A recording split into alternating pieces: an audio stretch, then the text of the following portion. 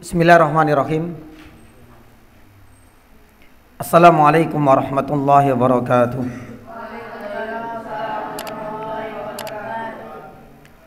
Innal hamdalillah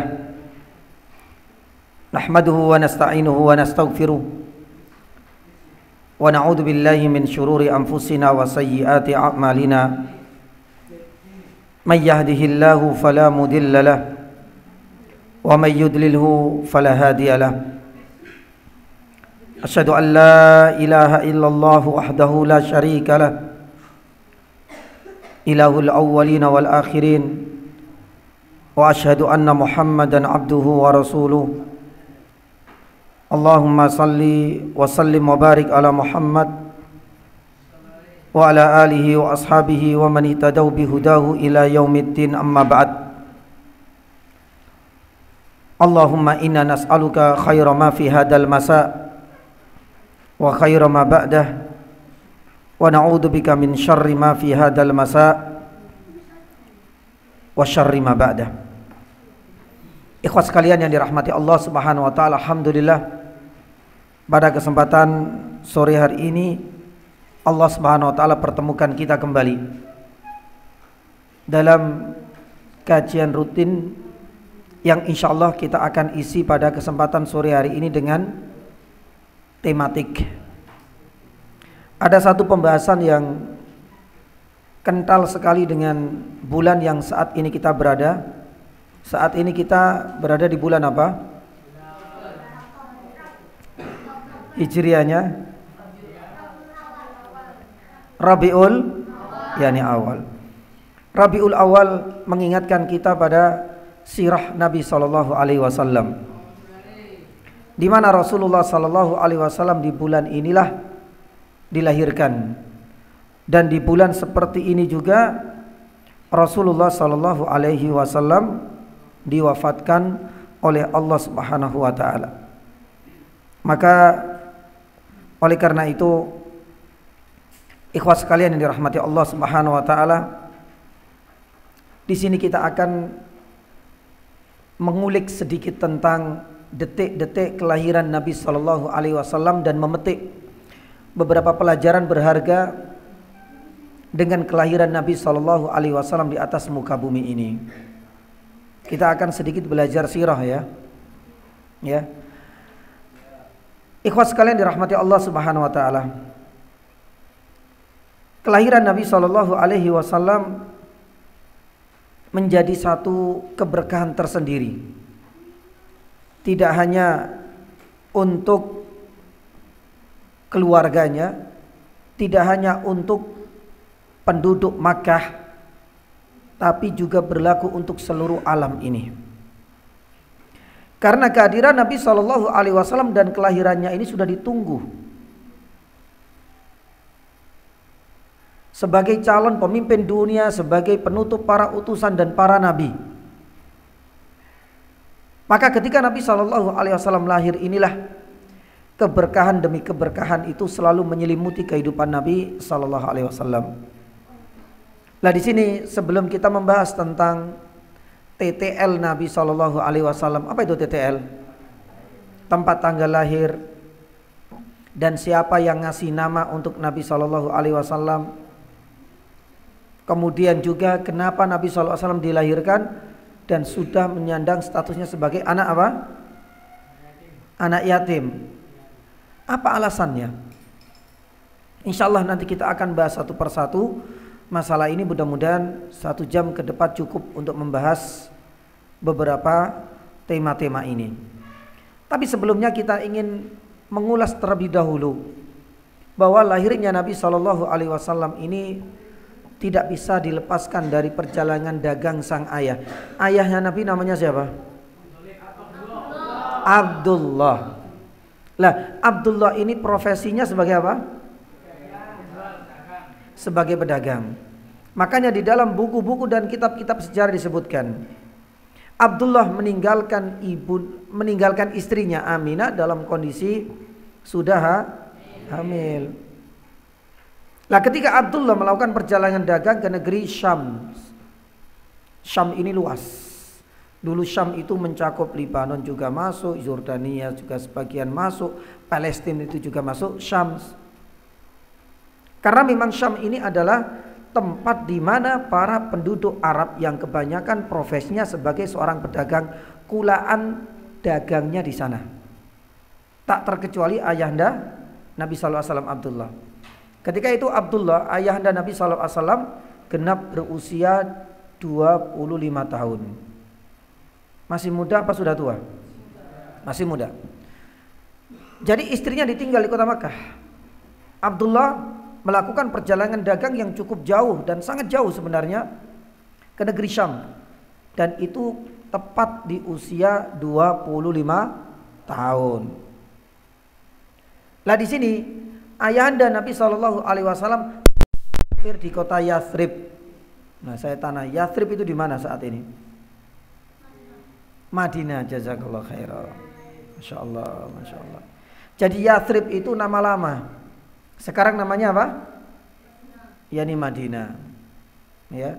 Mungkin kalau di Indonesia ada namanya Jayakarta, itu dulu. Sekarang berubah jadi apa? Jakarta. Persis seperti itu. Yathrib itu adalah nama lama. Tapi kelak akan diganti oleh Nabi Shallallahu Alaihi Wasallam setelah Rasulullah hijrah ke kota Yathrib. Akhirnya berubah menjadi nama Madinah yang kita kenal dengan Madinah Al-Munawwarah. Lah, Abdullah ini sempat singgah di situ. Ternyata sakitnya cukup parah yang akhirnya meninggal di kota Madinah di usia 25 tahun, belum sempat balik ke kota Makkah. Padahal waktu itu Nabi Shallallahu Alaihi Wasallam masih di dalam rahimnya ibundanya yaitu Aminah. Lah saat itulah sudah menjadi dan sudah terlihat tanda-tanda. Kelak bila Nabi Shallallahu Alaihi Wasallam lahir, maka otomatis Rasul Shallallahu Alaihi Wasallam sudah menyandang statusnya sebagai apa? Anak yatim. Karena pernah kita sampaikan dahulu, anak yatim itu disebut demikian karena ada dua syarat. Syarat yang pertama, man mata abuhu, bapaknya yang meninggal. Ini syarat pertama.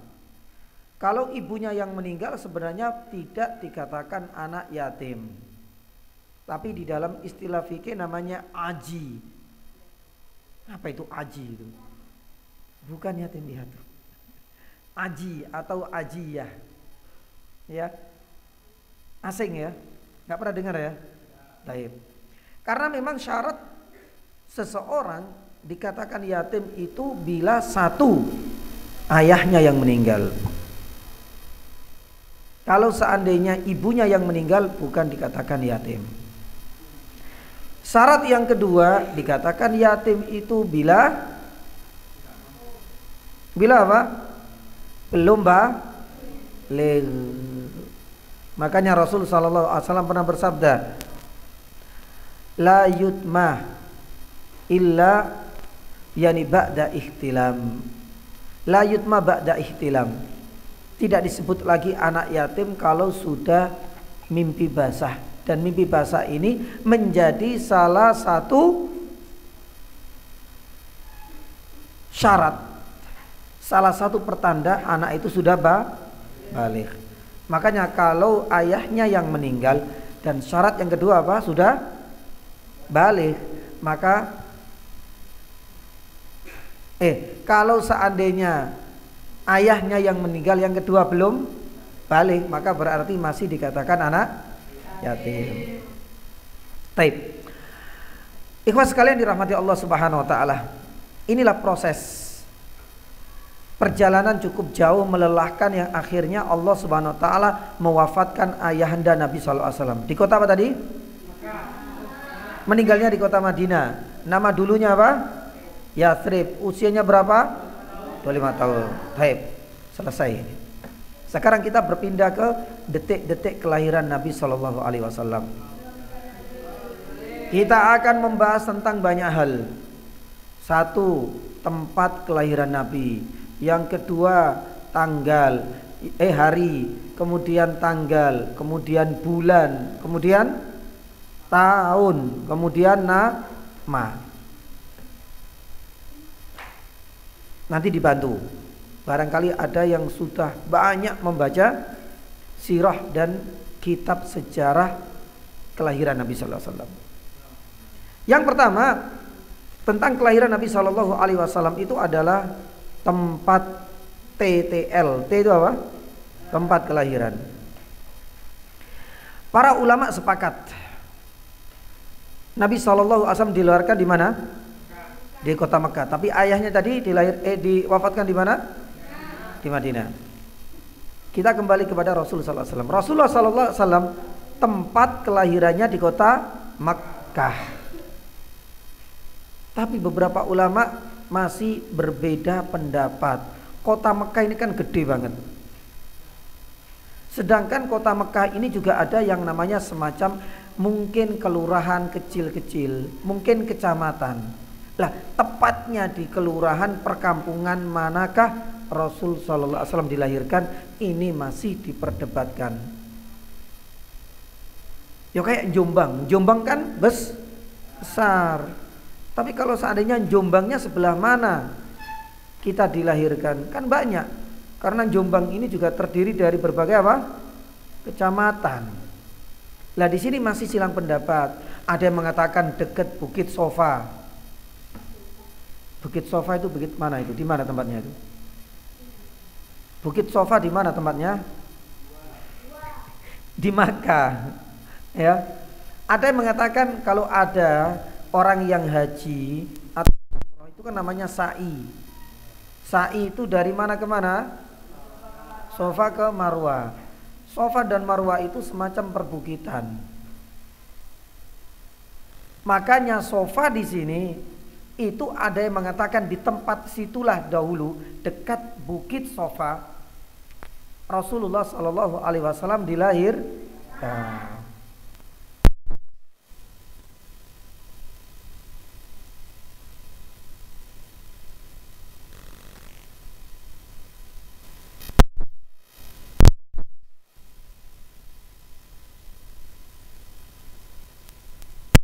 Intinya kembali semua ulama sejarawan sepakat Rasulullah sallallahu alaihi wasallam. Kita tutup.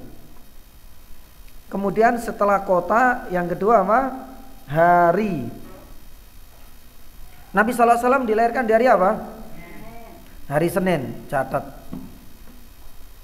Karena Rasulullah sallallahu alaihi wasallam itu pernah bersabda, ketika Abu Qatadah ini melihat, mengamati, membaca gerak-gerik Nabi Shallallahu Alaihi Wasallam, hampir setiap hari Senin selalu berpuasa. Akhirnya kemudian ditanyakan, wahai Rasulullah, ya jenengan ini loh kok sering puasa apa? Senin. Apa alasannya? Nabi Shallallahu Alaihi Wasallam menjawab, yauma ulidtu fihi. Hari Senin itulah hari di mana aku dahulu pernah dilahirkan. Maka berarti hari Senin sepakat hari kelahiran Nabi Sallallahu Alaihi Wasallam. Lah hari Senin ini punya banyak keutamaan. Apa saja keutamaan hari Senin? Ada 4. Yani 1, kita disunahkan untuk berpuasa karena di situ kelahiran Nabi. Ini disunahkan puasa. Hari Senin itu keutamaan yang kedua apa? Turunnya wahyu. Turunnya Al-Quran pertama kali. Itu hari apa? Hari Senin. Jadi pertama tadi apa? Keutamaan hari Senin? Puasa karena hari kelahiran Nabi. Yang kedua, turunnya wahyu pertama kali, Al-Quran. Kemudian yang ketiga apa? Hari Senin itu adalah hari di mana seluruh amalan itu diangkat, amalan itu ditampakkan oleh Allah Subhanahu wa taala. Makanya Rasul Shallallahu Alaihi Wasallam pernah bersabda, aku senang banget ketika amalku hari Senin itu diangkat, ditampakkan dalam posisi, dalam kondisi aku sedang puasa. Makanya kalau seandainya kita puasa hari Senin, kita harus menjiwai, merenungkan, ya Allah, hari ini keutamaan ketiga tadi apa? Hari diangkatnya apa? Amal perbuatan manusia. Dan yang keempat terakhir, keutamaan hari Senin pun demikian hari Kamis. Hari di mana pintu-pintu surga dibuka apa tutup? Dibuka. Lah, inilah di antara keutamaan hari Senin. Hari di mana yang pertama hari dilahirkannya Nabi sallallahu alaihi wasallam, makanya disunahkan berpuasa. Yang kedua keutamanya apa? Turunnya wahyu Al-Quran. Yang ketiga, diangkatnya amal perbuatan manusia. Yang keempat, dibukanya pintu surga. Taib. Tempat sudah, hari sudah. Yang berikutnya apa? Tanggal. Tanggal berapa Nabi sallallahu alaihi wasallam dilahirkan? Ternyata tanggal kelahiran Nabi Shallallahu Alaihi Wasallam menurut para ulama dan sejarawan ini memang dirahasiakan oleh Allah. Karena para ulama menyebutkan banyak perbedaan pendapat. Ada yang mengatakan tanggal 3, ada yang mengatakan tanggal 8, ada yang mengatakan tanggal 9, ada yang mengatakan tanggal 10. Ada yang tanggal 12. Yang 12 ini yang paling populer. Ada yang mengatakan tanggal 17. Ada pula yang mengatakan tanggal 22. Banyak gak? Banyak. Para ulama belum sepakat. Meskipun yang populer, yang paling populer, yang paling terkenal ketika kita belajar waktu SD, tanggal kelahiran Nabi SAW tanggal 12. Tapi semuanya belum ada kata sepakat di kalangan para ulama. Karena banyak, ada yang ngomong tanggal 3 tadi, 7, 8, 9, 10, 12, 17 dan 22. Lah terus gimana sikap kita, Ustaz? Sikap kita ya al-imsak, kata para ulama, ya sudah. Kita tidak boleh mengklaim atau menguatkan satu di antara yang lain karena memang tidak ada dalil yang menguatkan. Memang ini sudah menjadi rahasianya siapa? Allah Subhanahu wa taala. Kenapa hal itu dirahasiakan? Nanti kita akan sampaikan. Kemudian ikhwat sekalian dirahmati Allah Subhanahu wa taala, setelah tanggal itu menjadi rahasia Allah. Setelah tanggal apa? Bulan. Rasulullah dilahirkan di bulan apa? Bulan Rabiul Awal. Bulan Rabiul Awal itu adalah bulan dilahirkannya Nabi Shallallahu Alaihi Wasallam. Meskipun ada yang mengatakan lahir di bulan Ramadan, tapi ini sepakat sudah, nggak ada masalah. Tempat sepakat, hari sepakat, tanggal belum, rahasia Allah. Bulan sepakat. Bulan apa? Yang terakhir apa? Tahun. Tahun apa? Yang kita kenal dengan tahun gajah. Tahun gajah ini adalah tahun di mana di tahun tersebut terjadi peristiwa besar. Terjadi kedatangan pasukan bergajah yang dibawa oleh jenderalnya bernama siapa?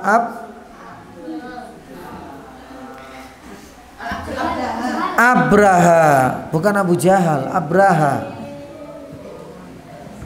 Ya, dari kota yang jauh, dari kota Yaman, bawa tentara yang sangat banyak. Salah satu tentaranya itu kerumunan gajah.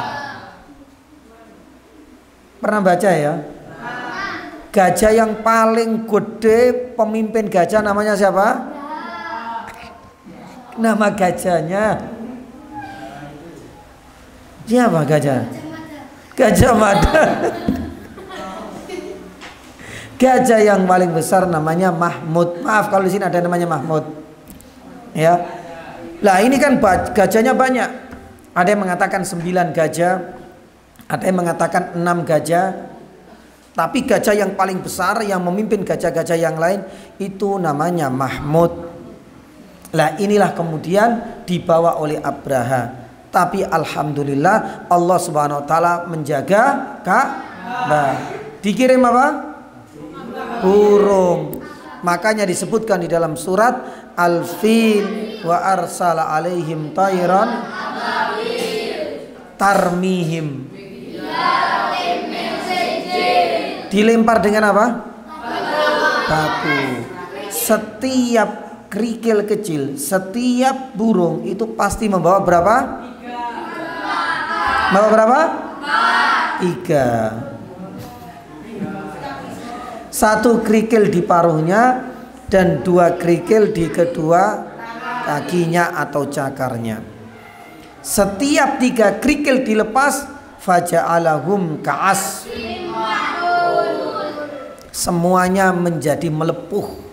Daging-dagingnya gosong, daging-dagingnya seperti orang yang masak daging itu, sudah mati ya ini semua. Kecuali ada beberapa orang yang Allah Subhanahu wa taala akhirkan kematiannya. Salah satunya siapa? Abraha. Akhirnya Abraha itu balik ke negeri Yaman. Allah Subhanahu wa taala matikan di kota asalnya. Di kota mana? Ya, Yaman. Kita kembali lagi. Lah, tahun gajah ini akhirnya menjadi tahun yang populer, disebut demikian. Karena tahun itu terjadi pertarungan antara tentaranya Allah lewat burung itu dengan pasukan bergajah. Ya, lah tak lama setelah kejadian itulah Rasul Shallallahu Alaihi Wasallam lahir. Lah di sini ada kaitan, ada keterikatan cerita. Salah satu ulama Ibnul Qayyim mengatakan, ketika Makkah ini kan naik pamornya, sudah mulai terkenal, orang di mana-mana membicarakan kota Makkah ini ada kejadian besar. Semua orang membicarakan kota Makkah. Semua orang membicarakan pemimpin kota Makkah kala itu siapa? Abdul Muthalib, masya Allah. Abdul Muthalib siapanya Nabi? Kakeknya. Jadi nama Abdul Muthalib ini apa? Dibicarakan oleh semua suku-suku dan kabilah. Kata Ibnul Qayyim, ketika Makkah itu dibicarakan banyak orang, Abdul Muthalib sang kakek ini namanya viral di mana-mana. Ini menjadi petunjuk kelak sebentar lagi cucu dari Abdul Muthalib akan lahir. Sebentar lagi di kota yang sudah populer dan viral ini akan lahir juga manusia yang akan kelak menjadi calon pemimpin umat. Siapa? Nabi Sallallahu Alaihi Wasallam. Tahun gajah sudah. Berarti yang terakhir apa? Kalau biasanya anak itu lahir dikasih apa? Nama. Ini yang terakhir. Baru nanti kita akan membahas alasannya apa Nabi SAW kok diciptakan Allah, dilahirkan di atas muka bumi ini sudah menyandang statusnya sebagai anak yatim. Nah sekarang nama. Ketika Rasulullah SAW lahir, lah ini ada ceritanya. Akhirnya bayi mungil ini digendong sama kakeknya. Siapa? Abdul Muthalib. Dibawa dekat Ka'bah. Kemudian dipersaksikan kepada penduduk Makkah. Begitu bahagianya Abdul Muthalib. Tapi di sini tinggal satu PR. Abdul Muthalib lah yang akhirnya ngasih nama. Nama Muhammad itulah yang akhirnya menjadi nama bagi Nabi kita Muhammad Sallallahu Alaihi Wasallam. Para penduduk Makkah kala itu bingung. Loh kok namanya Muhammad? Karena Muhammad ini nama yang asing. Kala itu namanya asing. Kalau di sini maaf kalau ada namanya Alex, Jonathan itu kan asing yo. Biasanya enggak seperti ini nama anak-anak kita. Paling ya Abdur Rahim, Abdullah, Khairul Ihsan. Lah kan seperti itu. Lah ada nama Jonathan kan asing. Nama Muhammad kala itu juga asing. Maka penduduk Makkah ada yang tanya kepada Abdul Muthalib, "Loh kok dinamakan Muhammad? Nama ini asing di negeri Mekah." Barulah kemudian Abdul Muthalib mengatakan, nama Muhammad itu, Muhammad artinya apa sih? Orang yang terpuji. Muhammad itu artinya orang yang terpuji. Makanya kalau ada temannya namanya Muhammad jangan dibully ya. Karena Muhammad itu nama yang paling bagus. Lah, akhirnya kemudian Abdul Muthalib mengatakan, saya kasih nama Muhammad ini agar nanti selalu dipuji oleh penduduk langit dan penduduk bumi. Kelak anak inilah yang akan menjadi orang dan sosok yang punya jasa besar untuk umat ini. Dan memang harapan dari kakeknya ini terwujudkan ya. Karena Nabi SAW kelak menjadi nabi, menjadi pemimpin dunia, menjadi pemimpin Bani Adam. Banyak sekali kan. Bahkan Nabi SAW adalah manusia yang pertama kali akan membuka pintu apa? Surga. Banyak kelebihan yang Allah Subhanahu wa taala berikan kepada Rasulullah sallallahu alaihi wasallam. Berarti namanya siapa tadi? Muhammad.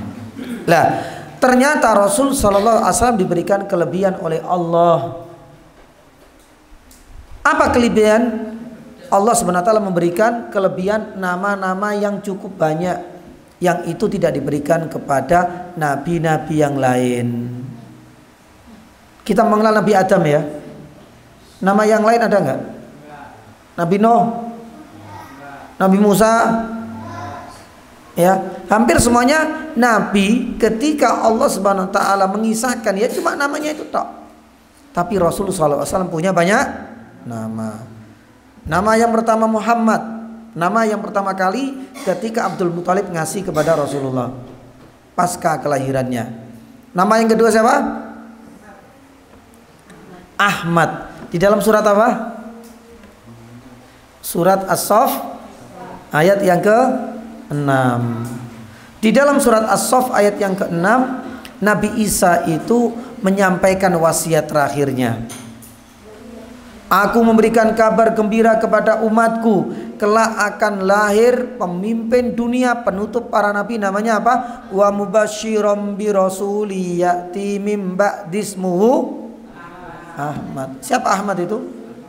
Ya Nabi Muhammad SAW. Ada Muhammad, ada Ahmad. Nama yang ketiga siapa? Nabi SAW punya banyak nama. Rasulullah SAW pernah mengatakan, Innali khamsata asma. Saya diberikan kelebihan oleh Allah yang itu tidak diberikan kepada para nabi yang lain.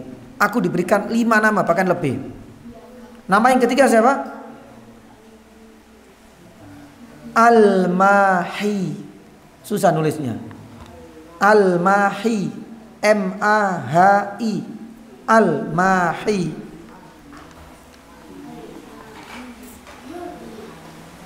Apa artinya Al-Mahi? Kata Rasulullah SAW, nama Al-Mahi ini adalah menghapus kekufuran. Karena tugas Nabi SAW itu memang menghapus kekufuran. Namanya Al-Mahi. Makanya kalau kita belajar bahasa Arab itu ada di kelas itu mimhatun. Apa mimhatun itu? Penghapus. Ada mim saha dan ada mim hatun. Makanya namanya yang ketiga apa tadi? Al-Mahi. Sekarang yang keempat. Yang keempat Al-Hasyir. Al-Hasyir, H-A-S-Y-I-R, mengingatkan kita padang mahsyar. Al-Hasyir, H-A-S-Y-I-R, H-A-S-Y-I-R. Artinya apa al-hasyir ini? Kata Nabi SAW, kelak manusia itu akan dikumpulkan dan kelak mereka akan semuanya minta syafaat kepadaku. Makanya yang kita kenal dengan syafaatul uzma. Ketika umatnya para nabi ini minta syafaat kepada para nabinya masing-masing, para nabinya itu nggak mau, malu ngasih syafaat kepada umatnya sendiri. Nabi Adam malu ngasih syafaat. Kenapa? Karena pernah berbuat dosa. Nabi Nuh itu nggak mau ngasih syafaat kepada umatnya, pernah berbuat dosa kepada Allah Subhanahu Wa Taala, malu. Akhirnya nggak mau ngasih. Yang lain saja. Mereka datang ke Nabi Musa. Nabi Musa pun malu untuk ngasih syafaat. Kenapa? Karena pernah membunuh orang. Akhirnya semuanya datang kepada siapa? Nabi Muhammad SAW. Lah, berbondong-bondongnya seluruh manusia meminta syafaat kepada Nabi SAW. Inilah mengingatkan pada nama Nabi SAW yang keempat, siapa? Al-Hasyir. Yang kelima, kata Rasul SAW itu siapa? Al-Aqib. A terus Q, Q, I terus B. Aqib. Al-Aqib. Ya. A Q I B. Al-Aqib. Artinya apa Al-Aqib itu? Al-Aqib pakai ba, artinya tidak ada nabi setelahku. Karena aqib itu penutup secara bahasa maknanya. Aqib itu artinya pungkasan, di mana sudah tidak ada lagi nabi dan utusan setelah wafatnya Rasulullah Sallallahu Alaihi Wasallam. Ini nama yang keberapa? 5. Di dalam riwayat yang lain Nabi SAW juga punya nama yang lain. Yang keenam, Nabiyur Rahmah. Nabiyur Rahmah, nabi yang menyebarkan kasih sayang. Nabiyur Rahmah. Yang keberapa? Lagi. Yang ketujuh, Nabiyut Taubah. Nabi yang mengajarkan yakni bagaimana praktek dan syariat taubat nasuha, Nabiyut Taubah. Dan inilah diantara nama-nama Rasulullah Sallallahu Alaihi Wasallam yang itu tidak diberikan kepada para nabi. Bahkan nama kita nama berapa? 1 apa 7? Seperti Rasulullah 1 tok kan? 1. Nabi SAW namanya banyak. Ada Muhammad, ada Ahmad, ada Al-Hasyir, ada Al-Mahi, ada Al-Aqib, ada Nabiyur Rahman, Nabiyut Taubah. Sebenarnya masih ada nama-nama yang lain. Lah, kenapa namanya Nabi SAW jadi banyak? Karena ini adalah keutamaan yang Allah SWT berikan kepada Rasul Sallallahu Alaihi Wasallam. Selesai. TTL sudah ya. Tanggal tempat jelas. Kota harinya Senin. Tanggalnya rahasianya Allah. Bulan tahun. Nama Nabi Al-Mahi, Al-Hasyir, Al-Aqib, Nabiyur Rahmah. Alhamdulillah. Sekarang kita masuk ke pembahasan yang lain. Kenapa tanggal itu menjadi rahasia Allah? Padahal untuk hari Nabi SAW menyebutkan sendiri, saya dilahirkan hari Senin, tapi tanggalnya kok nggak disebutkan. Kenapa? Makanya hal ini kan menjadikan para ulama beda pendapat. Lah sebenarnya ikhwas sekalian dirahmati Allah, disembunyikannya tanggal dan menjadi rahasia hanya untuk Allah Subhanahu wa taala, hal ini menutup keinginan-keinginan dari umatnya ini untuk mengaitkan dengan ibadat dan ritual tertentu. Kenapa demikian? Karena seringkali kita jumpai ada ibadah-ibadah dikaitkan dengan tanggal. Kalau kita puasa Ramadan tanggal pertama, itu memang berarti harus puasa. Kalau seandainya kita mau puasa Ayyamul Bid, puasa mute, tanggal berapa itu? Tanggal berapa? Bukan, setelahnya 13, 14. Lah, ibadah ini dikaitkan dengan tapi semuanya ada dalil. Kita merayakan hari raya Idul Adha tanggal berapa? 10 apa? Dzulhijjah. Lah, itu juga berdasarkan tanggal. Karena memang ada dalil. Kalau kita Idul Fitri tanggal berapa? Idul Fitri 1, tanggal 1 Syawal. Dan tanggal 1 kita disunahkan untuk beribadah, yaitu sholat Idul Fitri. Dan semuanya juga ada dalilnya. Maka ketika kelahiran Rasulullah SAW tidak diketahui tanggalnya, maka berarti tidak ada ritual dan ibadah-ibadah tertentu.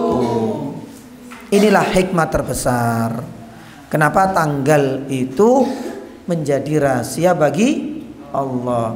Yang terakhir, ya, kita akan membahas kenapa Rasulullah SAW dilahirkan menjadi anak yatim.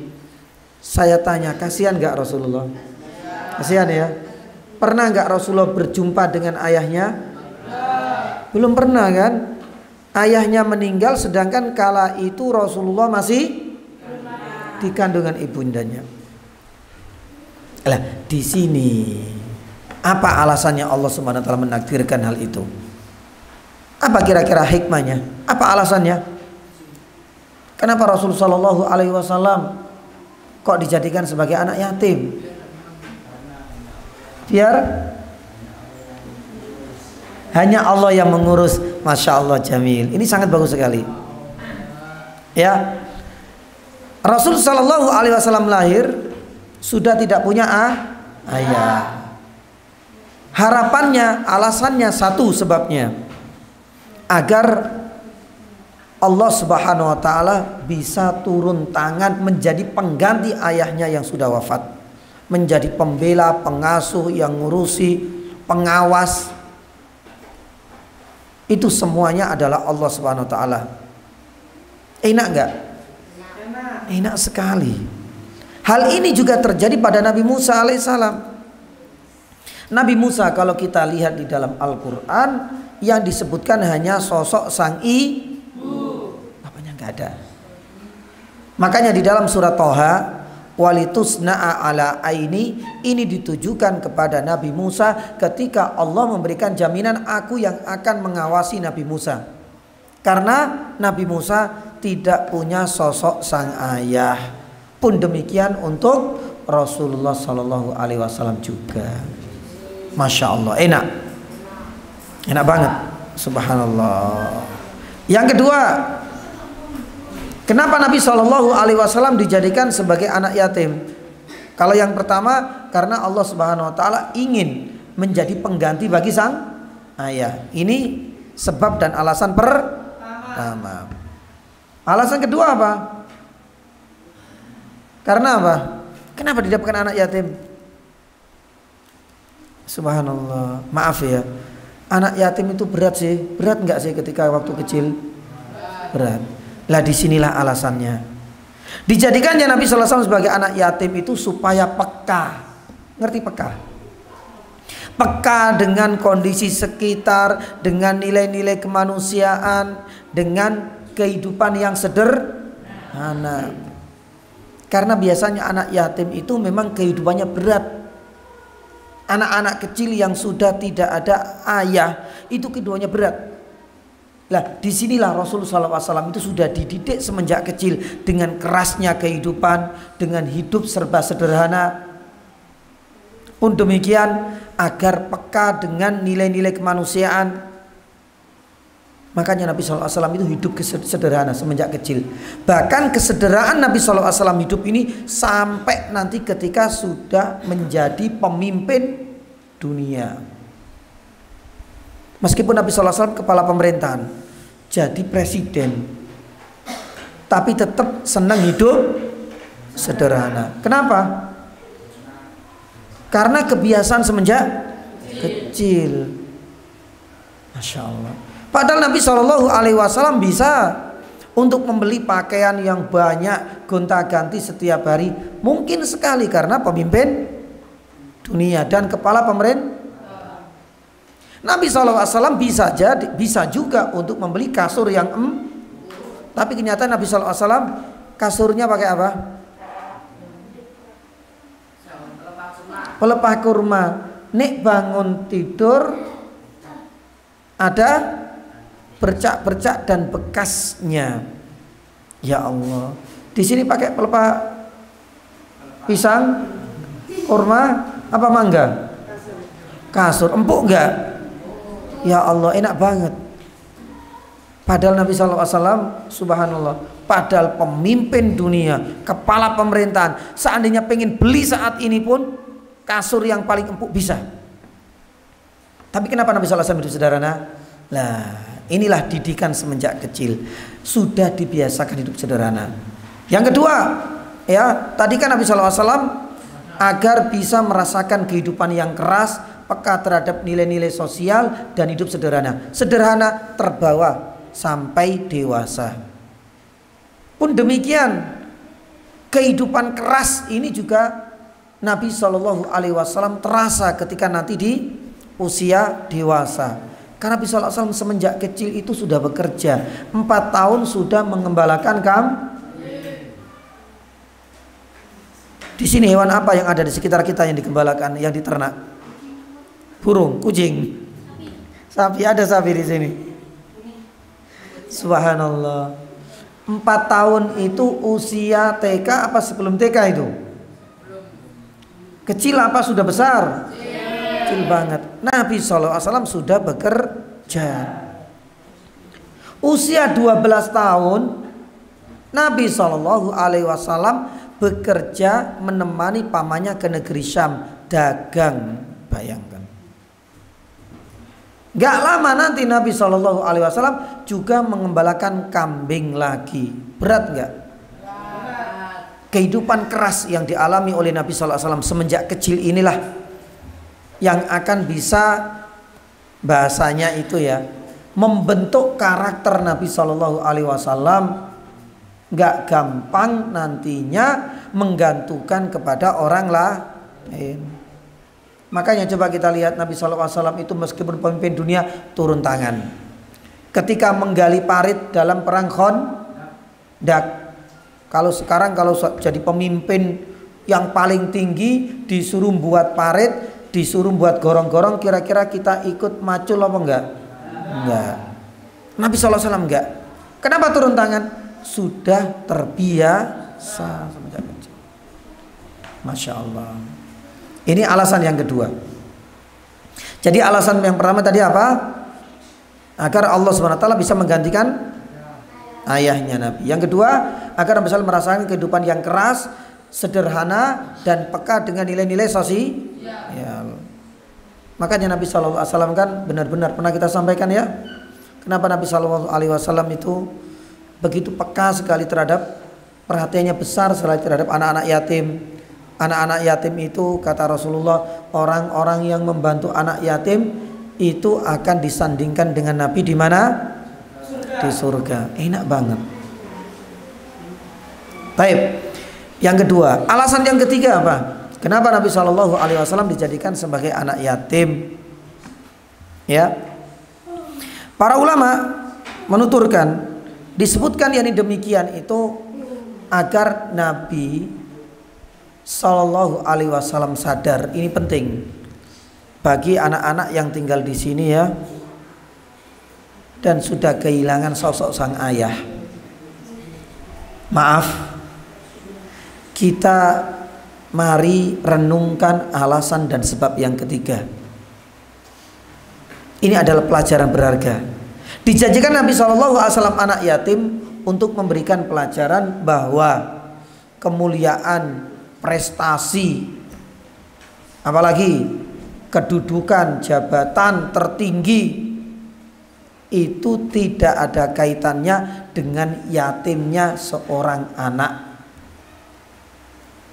Dengan kata lain, orang yang hidup semenjak kecil yatim, kehidupannya keras, kehidupannya sederhana, bisa nantinya kelak ia akan menjadi pemimpin dunia. Persis seperti siapa? Nabi. Makanya jangan berkecil hati, jangan pesimis. Karena orang yang berprestasi, orang yang mulia itu adalah orang yang dimuliakan siapa? Allah. Ustaz, saya tinggal di panti asuhan, Ustaz. Semenjak kecil makannya cuma 2 kali, itu pun nasi sama kerupuk. Gak ada masalah. Berarti nanti kalau saya sudah dewasa, saya gak bisa dapat apa-apa. Lawang makan seperti itu kadang-kadang ya mungkin, maaf, badan kita gak gemuk seperti orang-orang kaya. Ikhwas sekalian dirahmati Allah Subhanahu wa taala. Ya, ingatlah Nabi SAW semenjak kecil kehidupannya apa? Sederhana apa mewah? Makan juga seadanya. Semenjak kecil juga sudah turun tangan bekerja. Tapi ternyata apa? Allah Subhanahu wa taala merahmatinya.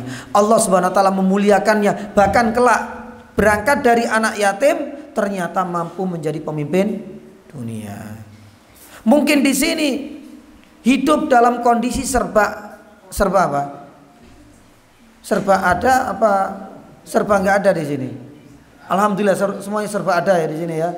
Alhamdulillah. Siapa sangka nanti mungkin barangkali yang kecil itu ya kelak nanti ya insya Allah menjadi Pak Bupati. Mungkin barangkali nanti ada yang menjadi Ustadz nasional dan internasional.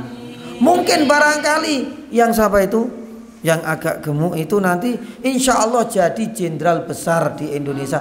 Mungkin barangkali bisa.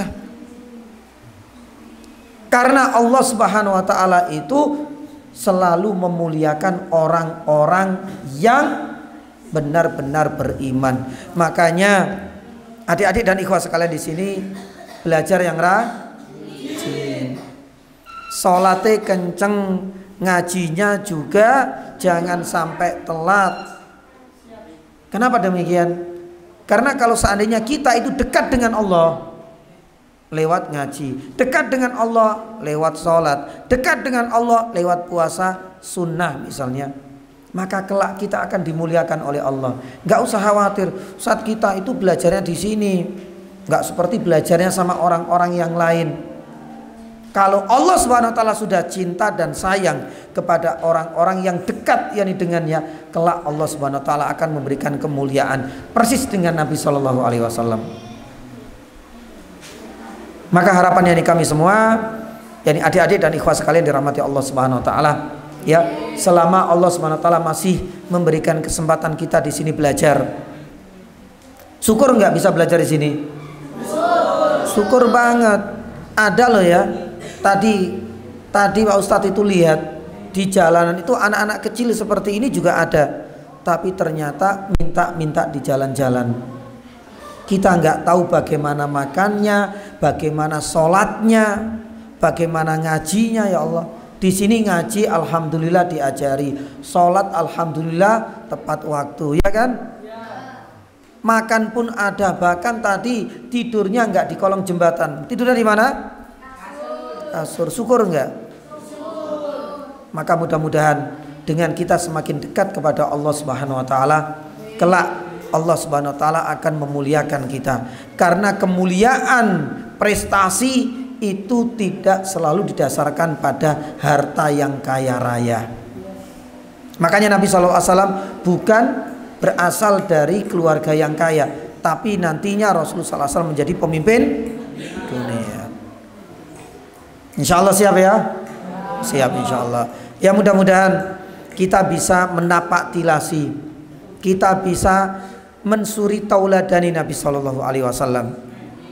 Ya, Salah satunya meneladani Nabi Shallallahu Alaihi Wasallam dalam hal apa? Akhlaknya. Salah satunya kerja keras yakni beliau. Salah satunya ibadahnya Nabi Shallallahu Alaihi Wasallam. Ya mudah-mudahan kita termasuk di antara orang-orang yang cinta kepada Nabi hingga Nabi Shallallahu Alaihi Wasallam cinta kepada kita.